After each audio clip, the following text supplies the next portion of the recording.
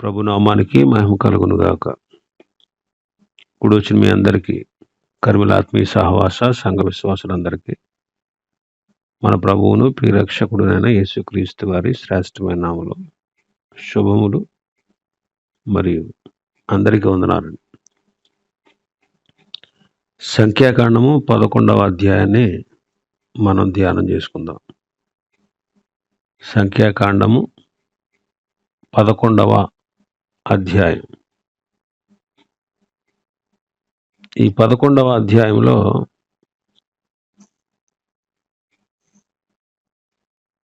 మిశ్రిత జనము అనే వారిని మనం చూస్తాం.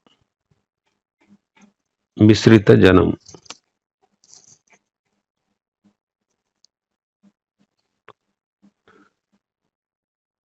మొదటి నుంచి 3 వచనాలు చదువుతాను. జనులు ఆయాసమును గూర్చి సణుగుచుండగా అది యెహోవాకు వినబడెను. యెహోవా దాన్ని వినినప్పుడు ఆయన కోపము రగులుకొనెను. యెహోవా అగ్ని వారిలో రగులుకొని ఆ పాళెములో ఒక కొనను దహింపసాగెను.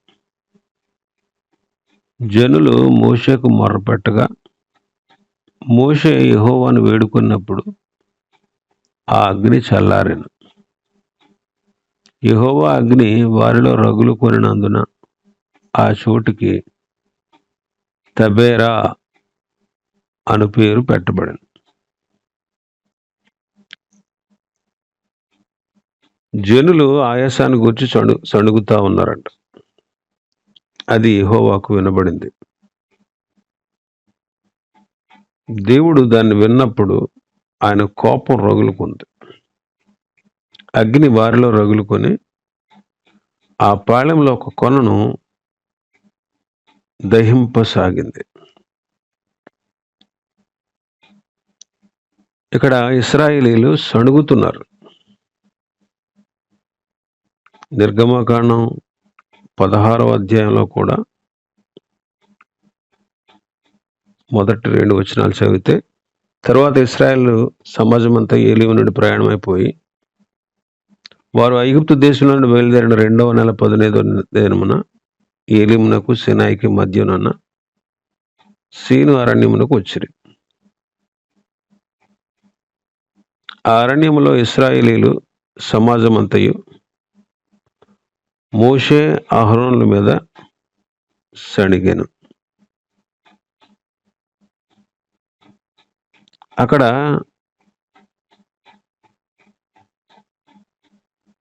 నిర్గమాకాండం 16లో ప్రభు మీద సణిగారు. వాడు మోషే అహరోనుల మీద కూడా సణిగారు. మోషే అహరోనుల మీద కూడా సణిగారు. 7వ వచనాన్ని మనం చూస్తే 16వ అధ్యాయం 7వ వచనం. యెహోవా మీద మీరు సణిగిన సణుగులను ఆయన వినుచున్నాడు. ఉదయమున మీరు యెహోవా మహిమను చూచెదరు. మేము ఏ పాటి వారము, మా మీద సణుగనేల.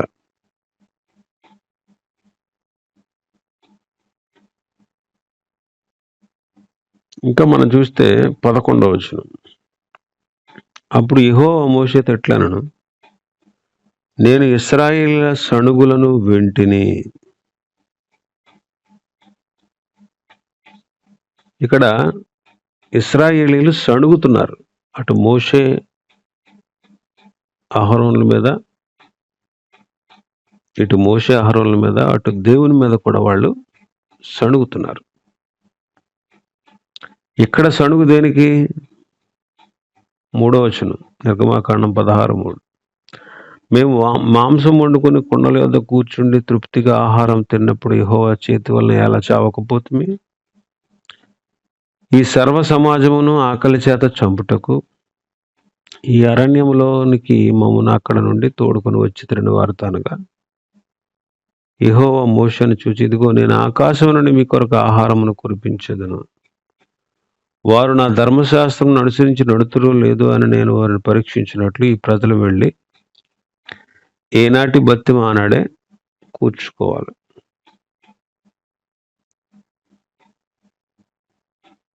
ఆహారం గురించి అడుగుతున్నారు ఇక్కడ. ఆహారం గురించి సణుగుతున్నారు.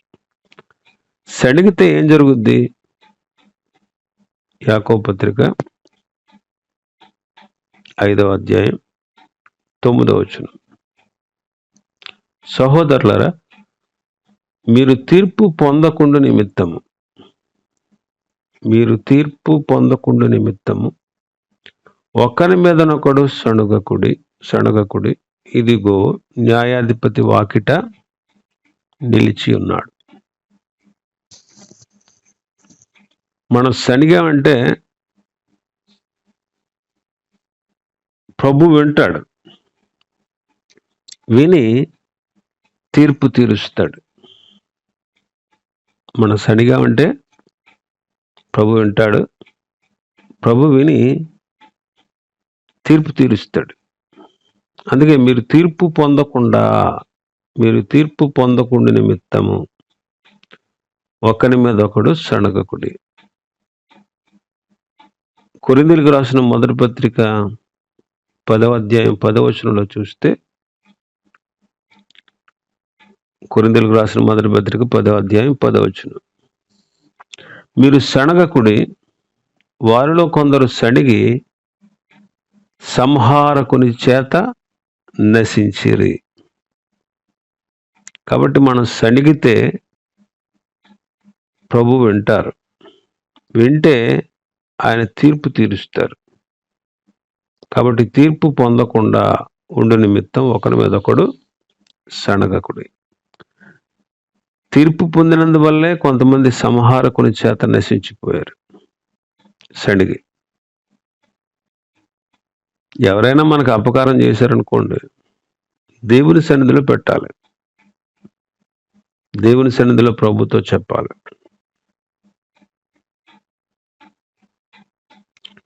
వాళ్ళు సేనాయి నుండి బయలుదేరి వచ్చిన తర్వాత మళ్ళా సనగడం. ఇప్పుడు ఇక్కడ ఆయాసమును గూర్చి సణుగుతున్నారు, అక్కడేమో ఆహారాన్ని గూర్చి సణిగారు, ఇక్కడ ఆయాసాన్ని గురించి సణుగుతున్నారు. ఆయాసమును గురించి అంటే 11 నెలల 20 రోజులు సేనాయి దగ్గర ఉన్నారు. ఆ తర్వాత అక్కడి నుంచి బయలుదేరి 3 దినాలు ప్రయాణం చేశారు. మన భాగంలో సంఖ్యాకాండం 10:33లో మనం చూస్తే 33వ వచనం,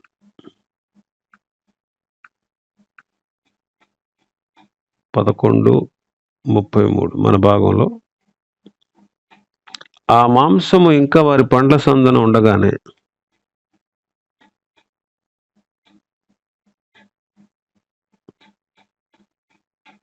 10:33 చదువుదాం, 11:33 కాదు, 10:33. వారు యెహోవా కొండ నుండి 3 దినములు ప్రయాణం చేసిరి. వారికి విశ్రాంతి స్థలం చూచుటకు ఆ 3 దినముల ప్రయాణములో యెహోవా నిబంధన మందసము వారికి ముందుగా సాగింది. 3 దినముల ప్రయాణం.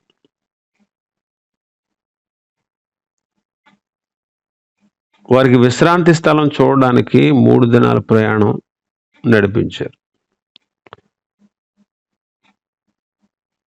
3 దినాలు నడిపించిన తర్వాత వారికి విశ్రాంతి దొరికింది.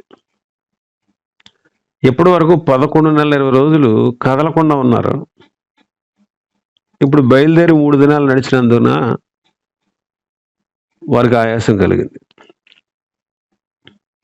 ఇక్కడ సణుగుతా ఉన్నారు, అంటే కొంత శ్రమ కలిగింది, సణుగుతా ఉన్నారు. ఒక విషయం గమనించండి, ప్రభు అన్నీ కూడా మన మేలు కొరకే చేస్తారు, అన్నీ మన మేలు కొరకే చేస్తారు. కాబట్టి మనం సణుక్కోవలసిన పని లేదు. కొంత శ్రమ కలిగినప్పుడు వీళ్ళు సణుగుతా ఉన్నారు. శ్రమలు మన మేలు కొరకే వస్తాయి. కీర్తనకారుడు అన్నట్టు 119:71, నేను నీ కట్టడలను నేర్చుకున్నట్లు శ్రమ నొంది ఉండుట నాకు మేలాయను. నేను నీ కట్టడలు నేర్చుకున్నట్లు శ్రమ నొంది ఉండుట నాకు మేలాయను. కానీ వీళ్ళు ఇక్కడ సణుగుతా ఉన్నారు. సణుగును దేవుడు విన్నాడు. ఆయన కోపం రగులుకుంది. దేవుని కోపం న్యాయమైనది. దేవుని కోపం మనల్ని క్రమపరిచేది. మనం చేసిన తప్పును మనం గుర్తించుట కొరకే దేవుడు శిక్షిస్తాడు. కాబట్టి యెహోవా అగ్ని వారిలో రగులుకొని ఒక కొనను దహింపసాగెను అని మనం చదువుతాం. ఒక కొనను దహింపసాగెను. అప్పుడు జనులు మోషేకు మొరపెట్టారు. మోషే యెహోవాను వేడుకొనగా అగ్ని చల్లారింది. కాబట్టి మనకు శ్రమ మంచిదే. శ్రమలో మనం సణక్కూడదు. 67వ వచనం 119, 67 చదివితే, శ్రమ కలుగ మునుపు నేను త్రోవ విడిచితిని, ఇప్పుడు నీ వాక్యమును అనుసరించి నడుచుకొనుచున్నాను. శ్రమ కలగక ముందు నేను త్రోవ తప్పాను, త్రోవ విడిచిపెట్టేశాను. ఇప్పుడు నీ వాక్యాన్ని అనుసరించి నేను నడుస్తున్నాను. 71వ వచనంలో, నేను నీ కట్టడలను నేర్చుకున్నట్లు శ్రమ నొంది ఉండుట నాకు మేలాయను. కాబట్టి శ్రమ కీడు కొరకు కాదు కానీ మేలుకే కారణమవుద్ది అనే విషయాన్ని విశ్వాసులు గమనించాలి. ఇశ్రాయేలీయులు సణిగారు. దేవుని శిక్ష వాళ్ళ మీదకి వచ్చింది. తర్వాత వాళ్ళు మొర్ర పెట్టారు. అప్పుడు అగ్ని చల్లారింది. నినివే పట్టణస్థులకి, ఆ పట్టణస్థుల మీద భయంకరమైన శిక్ష పడనై ఉండగా యోనా వెళ్ళి ప్రకటించాడు. యోనా వెళ్ళి ప్రకటించాడు. అయితే వాళ్ళు పశ్చాత్తాపడ్డారు. యోనా గ్రంథం 3వ అధ్యాయం 9-10 వచనాలు చూస్తే, మనుషులందరూ తమ దుర్మార్గమును విడిచి తాము చేయు బలాత్కారమును మానివేయవలను. మనుష్యులేమి పశువులేమి సమస్తమును గోనె పట్ట కట్టుకుని వలను. జనులు మనఃపూర్వకంగా దేవుని వేడుకొనవలను అని దూతలు నినివే పట్టణంలో చాటించి ప్రకటన చేసి, ఈ నినివే వారు తమ చెడు నడతలను మానుకొనగా వారు చేయుచున్న క్రియలను దేవుడు చూచి పశ్చాత్తప్తుడై వారికి చేయుదునని తాను మాట ఇచ్చిన కీడు చేయక మానెను. కాబట్టి నినివే వారిని ప్రభు క్షమించాడు. యెషయాలో అంటారు కదా, యెషయా గ్రంథం 26వ అధ్యాయం 16-17 వచనాల్లో మనం చూస్తే, యెహోవా శ్రమలో వారు నిన్ను తలంచుకున్నారు. నీ శిక్షలు వాళ్ళ మీద పడినందున వారు విశేషముగా దీన ప్రార్థనలు చేశారు. ప్రసూతి కాలము సమీపించినప్పుడు గర్భవతికి వేదన కలిగినట్టు వేదనల చేత మొరపెట్టినట్లు మేము కూడా నీ సన్నిధిలో ఉన్నాం. నిజమే, శ్రమలు, బాధలు, కష్టాలు వచ్చినప్పుడే మనం నిజంగా ప్రార్థన చేస్తాం. ఆ ప్రార్థనలకు కూడా జవాబు వస్తుంది. ఇంకా 3వ వచనంలో మనం చూస్తే, యెహోవా అగ్ని వారిలో రగులుకొన్నందున ఆ చోటికి తబేరా అని పేరు పెట్టారు. తబేరా అంటే మంట. తబేరా అంటే మంట.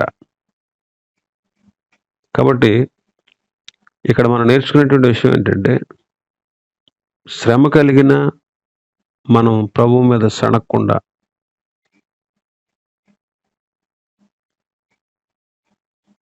శ్రమలో దేవునికి మొరపెడుతూ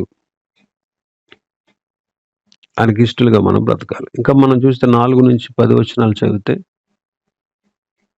4వ వచనం నుంచి 10వ వచనం వరకు, వారి మధ్యనున్న మిశ్రిత జనము మాంసాపేక్ష అధికముగా కనపరచగా ఇశ్రాయేలీయులను మరలా ఏడ్చి, మాకెవరు మాంసం పెట్టెదరు? ఐగుప్తులో మేము ఉచితంగా తినిన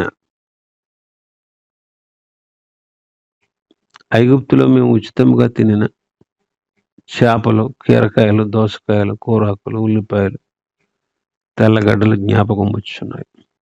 ఇప్పుడు మా ప్రాణం సమస్య లేదు. ఈ మన్నా కాక మా కన్నుల ఎదుట మరేమీ లేదని చెప్పుకుని ఆ మన్నా కొత్తిమీర గింజల వలె ఉండెను.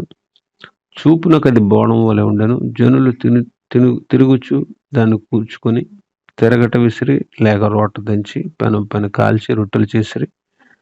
దాని రుచి క్రొత్త నూనె రుచి వలె ఉండెను. రాత్రి అందు మంచు పాళెం మీద కురిసినప్పుడు ఆ మన్నా దాని వెంటనే పడెను. జనులు తమ తమ కుటుంబముల్లో ఎవరి గుడారపు ద్వారం వద్ద వారు ఏడవగా మోషే వినెను. యెహోవా కోపం బహుగా రగులు కొనెను. వారు ఏడ్చుట మోషే దృష్టికి చెడ్డదిగా ఉండెను. మిశ్రిత జనము 4వ వచనంలో వారి మధ్యనున్న మిశ్రిత జనము మాంసాపేక్ష అధికముగా కనుపరచగా ఇశ్రాయేలును మరలా ఏడ్చి మాకెవరు మాంసం పెట్టుదురు? ఏడుస్తున్నారంట ఇశ్రాయేలు. మిశ్రిత జనము అధికముగా మాంసాపేక్ష కనుపరిచారు. మిశ్రిత జనం వల్ల ప్రమాదం ఉంది. ఈ మిశ్రిత జనం ఇశ్రాయేల్ మధ్యలోకి ఎలా వచ్చారు? నిర్గమకాండం 12వ అధ్యాయం 38. అనేకులైన అన్ని జనుల సమూహమును, గొర్రెలు, ఎద్దులు మొదలైన పశువులు గొప్ప మందయు వారితో కూడా బయలుదేరు. ఇశ్రాయేలీలు ఐగుప్తు దేశం నుంచి విడుదల పొంది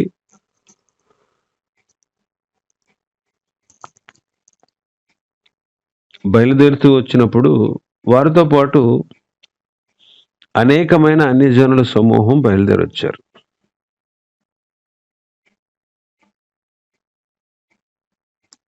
రామశేషు నుంచి ప్రయాణమయ్యారు.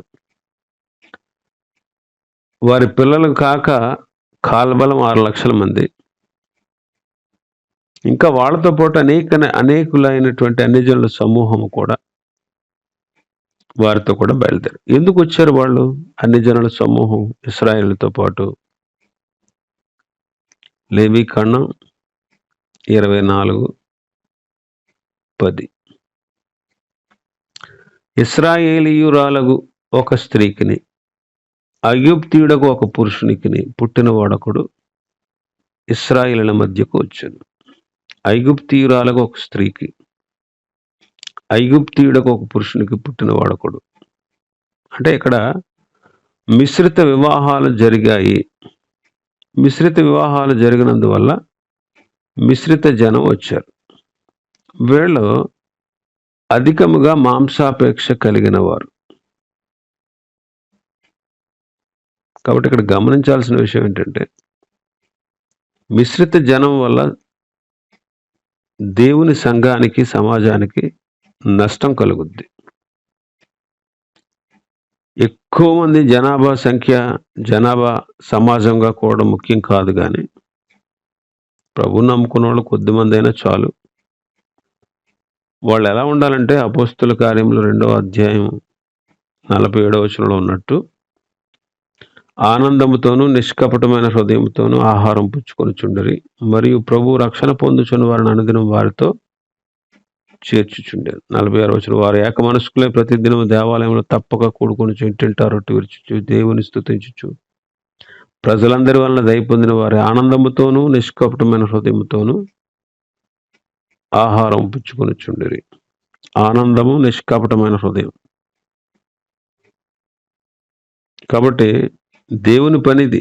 దేవుడు రక్షణ పొందుచున్న వారిని చేరుస్తూ ఉంటాడు సంఘంలో. సాతానుడైతే గోధుమల మధ్య గురుగులు విత్తి వెళ్ళిపోతాడు. గురుగులు, గోధుమల ఉపమానంలో మనం చూస్తాం. మంచి విత్తనాలు విత్తినవాడు మన ప్రభువైన యేసుక్రీస్తు. మనుషులు నిద్రించుచుండగా, అంటే సంఘ పెద్దలు, సంఘ విశ్వాసులు, సంఘ సేవకులు గమనించకుండా ఉన్నప్పుడు శత్రువు అనగా సాతాను వచ్చి గోధుమల మధ్య గురుగులు, అంటే విశ్వాసుల మధ్య అవిశ్వాసులను పెడతారన్నమాట.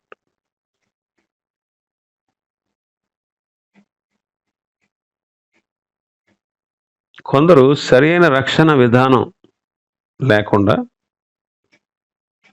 సరైన తీర్మానం లేకుండా బాప్తిసం పొందుతూ ఉంటారు. నేను పాపిని అనే గ్రహింపు వరకు ఉండదు. సరైన తీర్మానం వాళ్ళు చేసుకోరు అన్నమాట. ఆ తర్వాత కాలంలో చూస్తే వాళ్ళలో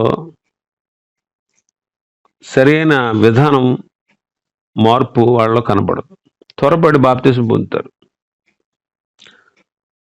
ఇలా త్వరపడి బాప్తిసం పొందిన వాళ్ళని సంఘంలో కలుపుకుంటే వాళ్ళు మిశ్రిత జనంగా తయారైపోతారు. గారడీ సీమోను చూడండి, ప్రభువుని నమ్మినట్లు ఉన్నాడు కానీ మారు మనసు లేదు. అపోస్తుల కార్యం 8:13 చదువుతాం. వాడికి మారు మనసు లేదు.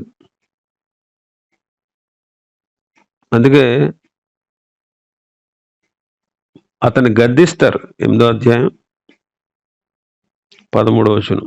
అప్పుడు సీమోను కూడా నమ్మి బాప్తిసం పొంది ఫిలిప్పుని ఎడబాయకుండి సూచక్రియలు గొప్ప అద్భుతం జరుగుడు చూడి విభ్రాంతి నొందెను. 21-22 వచనాలు. నీ హృదయం దేవుని ఎదుట సరైనది కాదు కనుక ఈ కార్యం నందు నీకు పాలు పంపులు లేవు. కాబట్టి నీ చెడుతనం మానుకొని మారు మనసు పొంది ప్రభుని వేడుకొనుము. ఒకవేళ నీ హృదయ ఆలోచనలు క్షమించబడవచ్చును. కాబట్టి అతని హృదయం సరిగా లేదు దేవుని ఎదుట. ఇంకా మనం చూస్తే 20వ అధ్యాయంలో పౌలు గారు అంటారు, 20వ అధ్యాయం 29-30 వచనాలు మనం చూస్తే, నేను వెళ్ళిపోయిన తర్వాత క్రూరమైన తోడేళ్లు మీలో ప్రవేశించిన నాకు తెలియను. వారు మందను కనికరింపరు మరియు శిష్యులను తమ వెంట ఈడ్చుకుని పోవాలని వంకర మాటలు పలుకు మనుషులు మీలోనే బయలుదేరతారు. కాబట్టి సరి అయిన విధానంలో రక్షణ పొంది బాప్టిజం తీసుకుని సంఘంలో చేరడం మంచిది. ఇంకా 5వ వచనంలో మనం చూస్తే వాళ్ళు ఏమంటున్నారు, ఐగుప్తులో మేము ఉచితంగా తినిన చేపలు, కీరకాయలు, దోసకాయలు, కూరగాయలు, ఉల్లిపాయలు, తెల్లగడ్డలు మాకు జ్ఞాపకం వస్తున్నాయి. ఇది ఎంత దుఃఖకరమైన విషయం చూడండి, ఎంత విచిత్రం. ఐగుప్తులో వాళ్ళు పడ్డ శ్రమలు వాళ్ళకి జ్ఞాపకం రాలేదు, కానీ ఇక్కడ శ్రమ వచ్చినప్పుడు, కష్టం కలిగినప్పుడు వీళ్ళు ఐగుప్తు వైపుకు చూస్తున్నారు.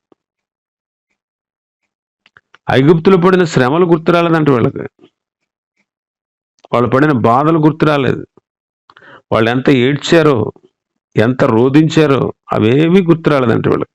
ఏం గుర్తు వస్తున్నాయి? అక్కడ తిన్నటువంటి ఇవన్నీ ఉల్లిపాయలు, కూరగాయలు, దోసకాయలు, కీరకాయలు, ఇవన్నీ ఉల్లిపాయలు, బంగాళదుంపలు, ఇవన్నీ గుర్తు వస్తున్నాయంట.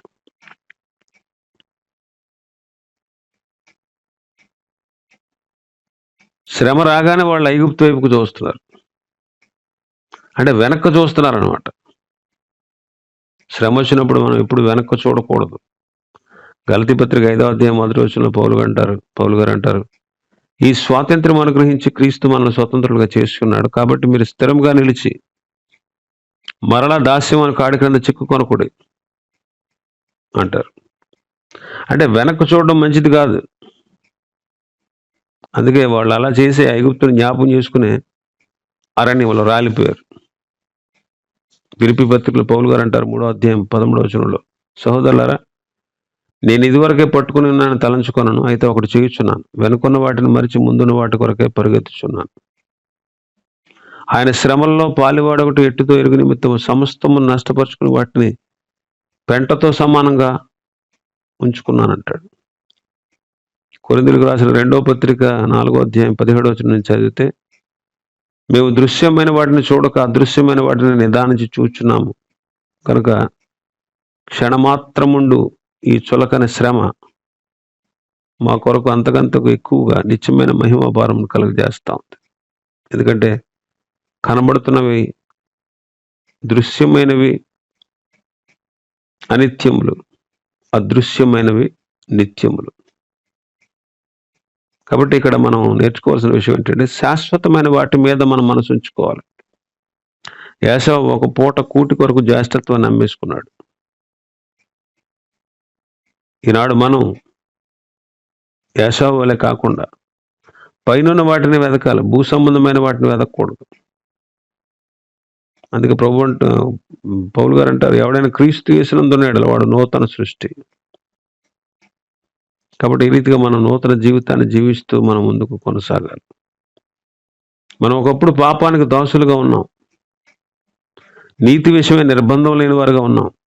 అప్పటి క్రియల వల్ల మనకి ఏ ఫలం దొరకలేదంటాడు రోమపత్రిక 6:20లో.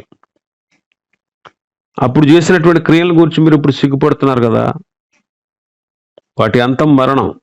అందుకే మీరు వెనుకున్న వాటి వైపు చూడక ముందున్న వాటి కొరకు ఎదురు చూస్తూ మనం ముందుకు కొనసాగాలంటారు. ఇక్కడ అంటారు వాళ్ళు, ఈ మన్నా కాక మా కన్నులు ఎదుట మరేమీ లేదని చెప్పుకున్నారంట. ఈ మన్నా కాక మా కన్నులు ఎదుట ఏమి లేదు. మన్నాను గురించి నిర్గమాకాండం 16వ అధ్యాయంలో మనం చాలా విషయాలు ధ్యానం చేసుకున్నాం. వీళ్ళకి ఎదుట ఉన్న మన్నా రుచించట్లేదు, ఐగుప్తులో ఉన్న కూరగాయలు గుర్తొస్తున్నాయి. ఐగుప్తులో ఉన్నటువంటి కూరగాయల కంటే కూడా మన్నా ఎన్నో రెట్లు రుచికరమైనది, విలువైనది. ఈ రుచికరమైన విలువైనటువంటి మన్నా సంగతి వాళ్ళకి పట్టించుకోవట్లేదు. మనం కూడా అంతే, భౌతికమైన వాటి మీద మనసు పెడితే ఆత్మ సంబంధమైన వాటి విలువ, వాటి ప్రాముఖ్యత మనకు అర్థం కాదు.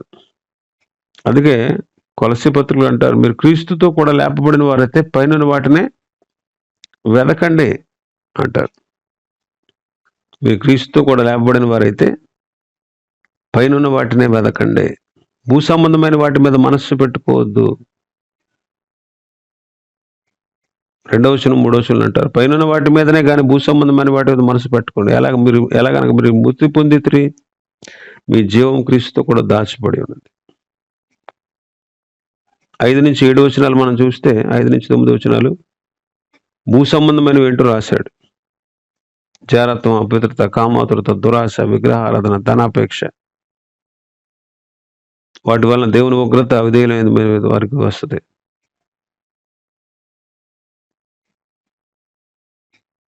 ఇంకా 8వ వచనంలో చూస్తే కోపం, ఆగ్రహం, దుష్టత్వం, దూషణ, బూతులు, ఒకరితో ఒకరు అబద్ధమాడడం, ప్రాచీన స్వభావం, ఇవన్నీ ఉంటాయి.